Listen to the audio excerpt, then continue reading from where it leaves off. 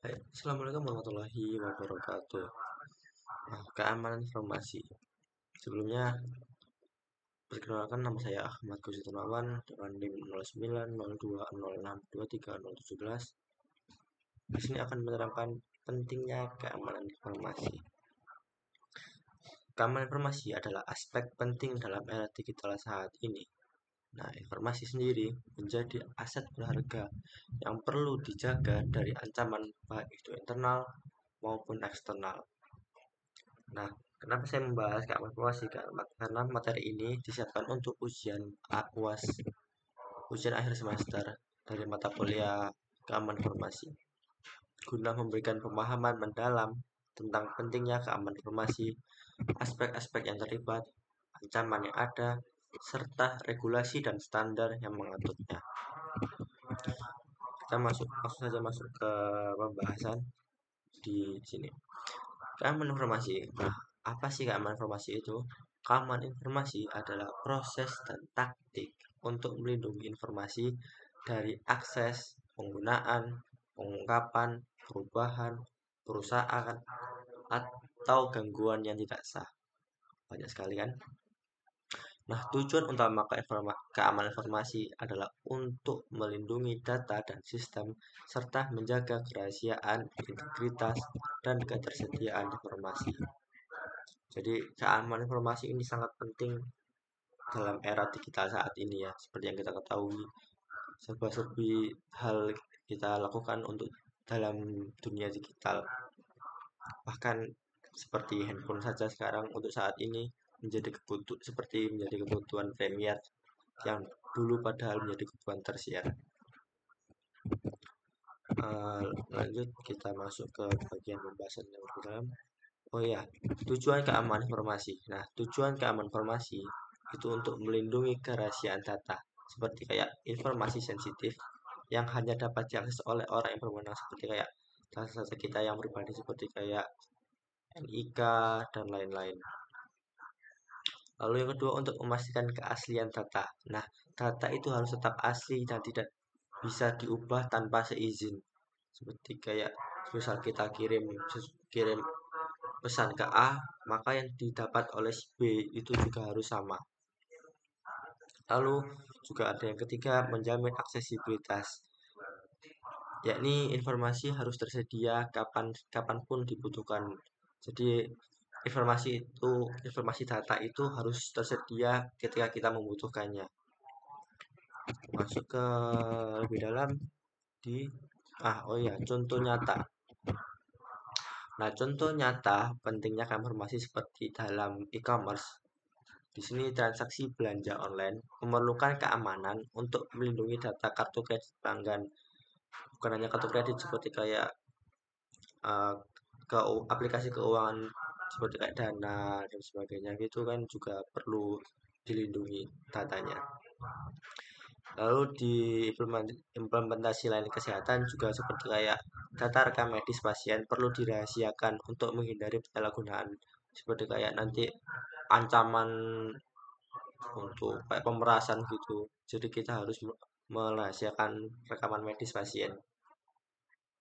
Lalu yang ketiga ada perbankan. Nah, tidak diganggu gugat lagi kayak sistem perbankan harus mencegah pencurian identitas dan penipuan keuangan. Siapa sih yang mau uangnya dicuri? Nggak ada. Masuk ke lebih dalam di pentingnya keamanan informasi. Nah, keamanan informasi ini banyak. Kenapa sih kok penting? Ada banyak poinnya. Yang pertama, melindungi privasi. Seperti kayak data pribadi, nama, alamat, NIK, atau informasi kesehatan yang sudah saya jelaskan sebelumnya. Itu harus dijaga kerahasiaannya untuk mencegah penyalahgunaan. Lalu poin yang kedua itu keberlangsungan operasi. Nah, keberlangsungan operasi di sini serangan cyber seperti ransomware dapat melumpuhkan operasional organisasi jika tidak ada langkah keamanan yang memadai seperti kayak yang kita ketahui ya. Ransomware sebelumnya kan Kominfo itu data kita dicuri, dikasih ransomware. Itu kan datanya nggak bisa dibuka itu sampai berhari-hari gitu. Sampai akhirnya dikembalikan oleh dikembalikan oleh apa namanya hackernya. Lalu yang poin selanjutnya ada melindungi reputasi. Organisasi yang mengalami pelanggaran keamanan informasi dapat kehilangan kepercayaan publik. Reputasi yang rusak seringkali membutuhkan waktu bertahun-tahun untuk pulihkan. Nah, namanya juga reputasi ya. Reputasi itu kan membangunnya juga sulit. Nggak mungkin sekali 2 hari itu udah besar reputasinya kan nggak mungkin. Jadi keamanan informasi itu juga diperlukan oleh sebuah organisasi karena siapa sih yang mau naruh data ke orang yang nggak aman gitu kan. Jadi keamanan informasi itu perlu untuk melindungi reputasi sebuah organisasi maupun individu lah. Lalu selanjutnya ada kepatuhan hukum. Nah, regulasi seperti GDPR, ya ada yang tahu GDPR itu dari luar negeri, dari kalau nggak salah dari Uni Eropa yang mengatur dan melindungi data pribadi individu. GDPR itu kalau nggak salah panjangannya General Data Protection Regulation. Nah, regulasi seperti GDPR yang dari Uni Eropa tadi dan Undang-Undang Perlindungan Data Pribadi di Indonesia mewajibkan organisasi untuk menjaga keamanan data pribadi pelanggan. Pelanggaran terhadap regulasi ini dapat berujung pada denda yang besar. Siapa sih yang mau kena denda gitu kan. Lalu poin selanjutnya ada menghindari kerugian finansial. Pelanggaran data dapat menyebabkan kerugian besar yang seperti kayak kepatuhan hukum tadi. Contohnya seperti perusahaan asuransi membayar jutaan dolar akibat kebocoran data sensitif pelanggan. Kebocoran data ini. Jadi penting banget keamanan informasi dalam hal ini. Lalu masuk ke lebih dalam ya di aspek keamanan informasi. Nah, aspek keamanan informasi yang umum itu kayak CIA triad ini yang ada confidentiality, integrity, dan availability. Yang pertama kita bahas confidentiality atau kerahasiaan. Dari definisi sendiri, kerahasiaan berarti memastikan bahwa data atau informasi hanya dapat diakses oleh individu, sistem, atau entitas yang memiliki otoritas atau izin untuk mengaksesnya. Jadi kayak yang bisa mengakses itu hanya orang-orang berwenang tertentu. Nah, aspek ini untuk bertujuan mencegah pihak yang tidak berwenang mendapatkan informasi sensitif atau rahasia. Nah, implementasinya itu kayak ada banyak ini. Ada enkripsi data. Data dienkripsi menggunakan algoritma tertentu sehingga hanya dapat dibaca jika seseorang memiliki kunci deskripsi. Contohnya seperti penggunaan SSL TLS dalam komunikasi internet. Lalu yang selanjutnya ada kebijakan akses. Di sini untuk membatasi akses pada level individu atau kelompok sesuai kebutuhan mereka. Contohnya dalam sebuah perusahaan hanya tim keuangan yang dapat mengakses data keuangan. Gak mungkin kan kayak apa namanya karyawan itu dapat data keuangan. Jadi ada hanya tim keuangan gitu. Ini berhubungan dengan akses otoritas izin untuk akses. Lalu yang dalam multi-factor authentication atau disingkat MFA ini menggunakan lebih dari satu metode autentifikasi seperti kata sandi dan OTP. Jadi ada dua itu. Untuk melindungi akses ke sistem. Jadi biasanya kan sekarang kebanyakan ada seperti masukkan kata sandi lalu mendapatkan OTP gitu kan. OTP dikirim via email, via SMS. Lalu selanjutnya ada privasi data. Dalam konteks privasi, confidentiality juga memastikan bahwa data pengguna seperti identitas, alamat, atau nomor kartu kredit dilindungi dari penyalahgunaan dari pihak-pihak yang nggak berwenang.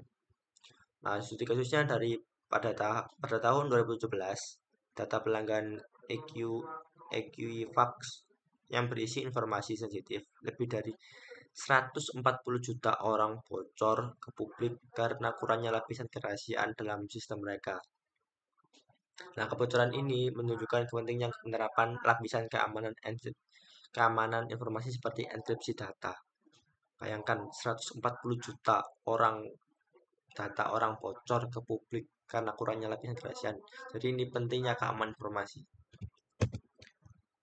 Lalu lanjut ke poin kedua di integrity.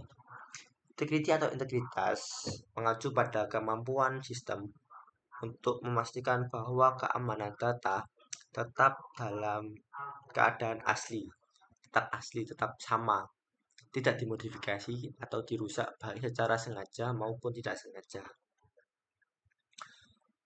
Dalam konteks ini, integritas menjamin keamanan data sehingga pengguna bisa mempercayai informasi yang diterima.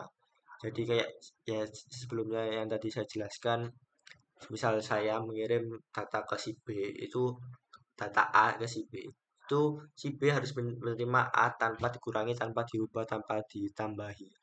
Jadi misal saya kirim ini adalah data apa ya, misal 1 2 3, si B harus menerima 1 2 3, bukan 1 2 3 4 atau 1 2. Jadi harus terintegrasi bersama asli. Implementasinya dengan checksum dan hashing.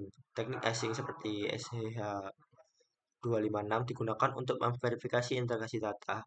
Nah, jika file dimodifikasi, nilai hash akan berubah, menunjukkan bahwa data telah dirusak atau diubah. Lalu selanjutnya ada digital signature. Tanda tangan digital memungkinkan mengirim dan penerima data untuk memverifikasi keaslian dan integrasi pesan atau dokumen.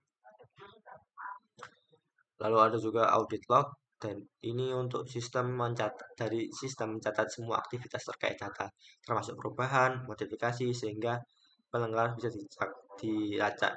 Kayak misal kalian pernah di Google itu di Drive, itu kan ada siapa yang edit, siapa yang merubah, itu ada lognya gitu, catatan aktivitas data.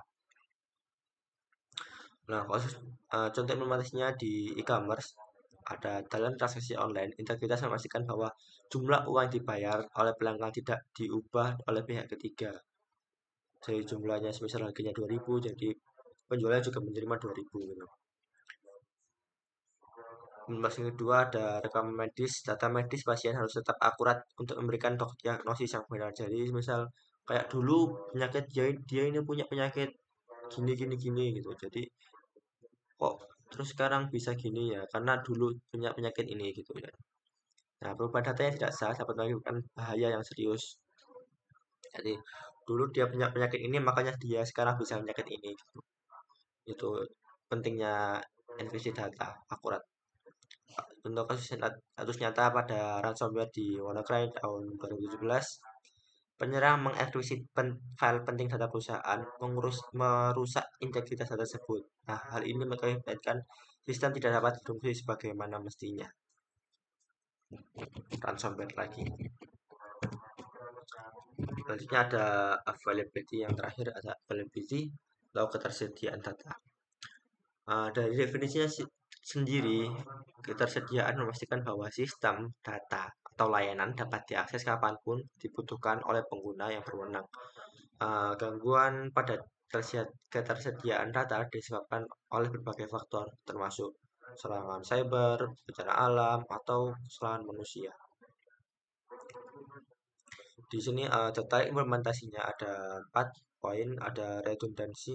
Jadi menggunakan server cadangan atau data center di lokasi geografis yang berbeda untuk menjaga operasional jika server utama mengalami masalah. Jadi kita punya copy, punya backup gitu, backup. Nah, seperti kayak jadi punya backup. Jadi misal di Gunung Anyar ada data, kita kita punya cadangan, kita copy datanya yang live itu di tempat lain, misal di Jombang gitu kan. Misal di Gunung Anyar ini rusak, masih kita punya backupan di Gunung Anyar. Lalu ada sistem backup dan restore. Nah, ini tadi menyimpan salinan data secara berkala sehingga dapat dipulihkan jika terjadi kehilangan data, jika terjadi pencurian data. Misal sumber kan nggak bisa diakses gitu. Jadi kita punya datanya masih ya. Lalu ada pemeliharaan proaktif di sini untuk melakukan pemantauan secara real time terhadap sistem dan mencegah gangguan teknis sebelum terjadi. Jadi kayak pemantauan secara berkala. Lalu ada DDoS protection, di sini menggunakan firewall, firewall, tembok berapi, dan layanan cloud untuk menghindari serangan DDoS yang dapat melumpuhkan sistem. Lalu contoh implementasinya ada sistem perbankan.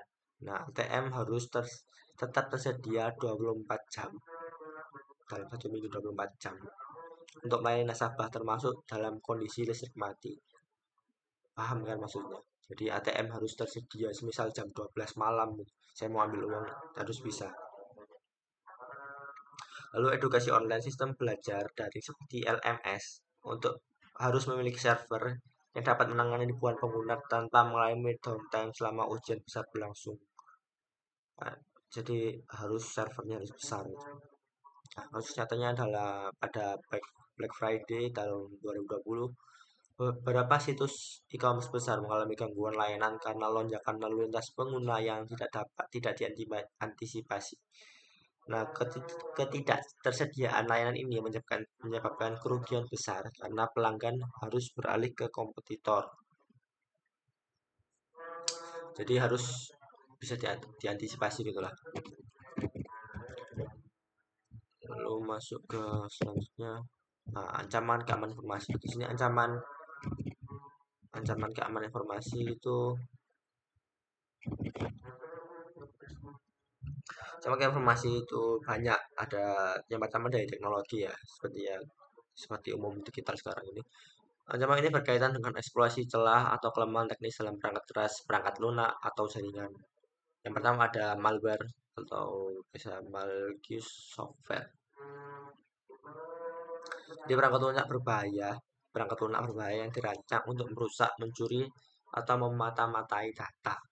Nah, jenisnya itu ada banyak. Ada virus. Nah, virus ini dengan cara menyebar, menempel pada file dan menyebarkan kerusakan. Kita tahu sendiri virus ya. Kalau dalam diri kita juga virus merusak sel-sel kita. Lalu ada worm, di sini mereplikasi dirinya sendiri di jaringan tanpa memerlukan file host. Lalu ada yang ketiga ransomware, di sini mengenkripsi data dan meminta tebusan untuk mengembalikannya. Lalu ada spyware mengumpulkan informasi tanpa izin pengguna. Nah, contoh kasusnya di sebelumnya yang sudah saya jelaskan, serangan WannaCry ransomware tahun 2017 yang melumpuhkan lebih dari 200.000 komputer di 150 negara yang menyebabkan kerugian miliaran dolar. WannaCry. Nah, cara mengatasinya kita bisa memasang antivirus dan firewall, lalu selalu memperbarui sistem operasi dan perangkat lunak. Lalu ada mengedukasi pengguna untuk tidak mengunduh file dari sumber yang tidak terpercaya, tidak memancat link di email gitu.